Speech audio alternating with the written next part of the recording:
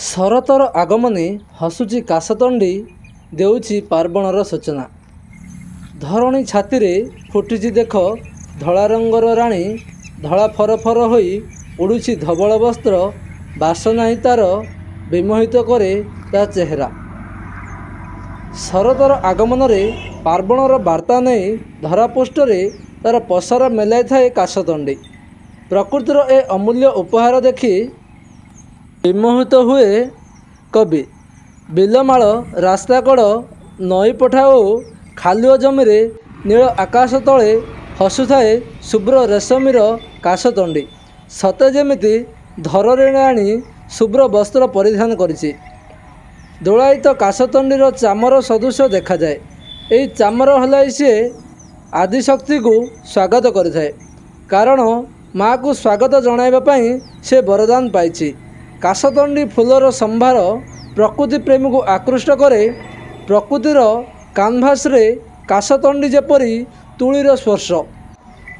ତାର ବାସ୍ନା ନାହିଁ ସତ, ହେଲେ ତାର ଶୁଭ୍ର ରୂପ ବଦଳାଇ ଦିଏ ତନୁ ମନ। ସତରେ ବାଟୋଇଟିଏ ହଜିଯାଏ ଏହାର କାମନୀୟ ତୁଷାର ଭିତରେ। ହଜିଯାଏ କବି ଏହି ଶୁଭ୍ର ରେଶମୀର କାଶତଣ୍ଡିକୁ ଦେଖି।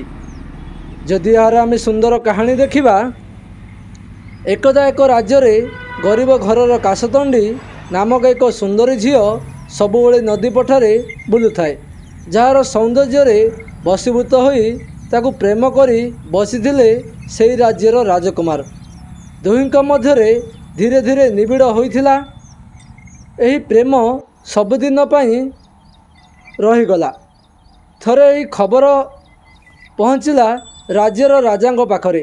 କାଶତଣ୍ଡି ପରି ଗରିବ ଝିଅକୁ ରାଜକୁମାରଟିଏ ପ୍ରେମ କରୁଛି। କାଶତଣ୍ଡିର ପ୍ରେମରେ ମାଡ଼ି ଆସିଲା କାଳବାଦଲ।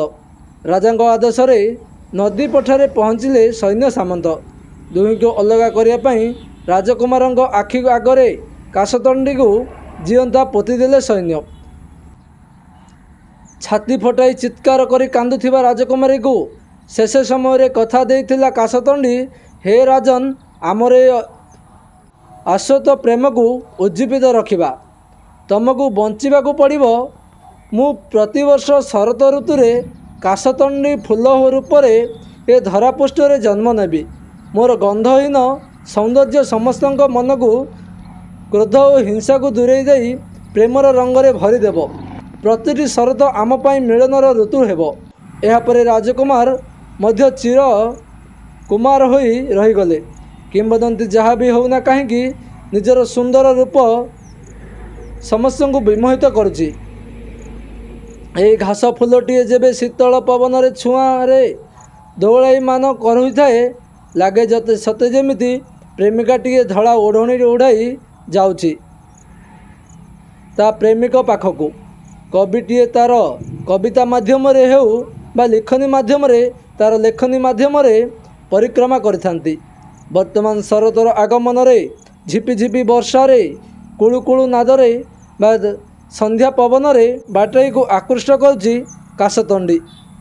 ସତେ ଯେମିତି ଧଳା ଚାଦର ଘେରି ରହିଛି ଏ ଧରାପୃଷ୍ଠରେ। ଯଦି ବାଟୋଇଟିଏ ରାସ୍ତାରେ ଯାଏ, ଅଟକି ଯାଏ କାଶତଣ୍ଡିକୁ ଦେଖି। କାଶତଣ୍ଡିର ଏ ସୁନ୍ଦର ମୁହଁ, କାଶତଣ୍ଡିର ଏ ସୁନ୍ଦର ଚିତ୍ର ଦେଖି ବିମିତ ହୁଏ କବି। ଯଦି କହିବା ପ୍ରକୃତିର ଏ ଅପୂର୍ବ ଦୃଶ୍ୟ ଦେଖିବାକୁ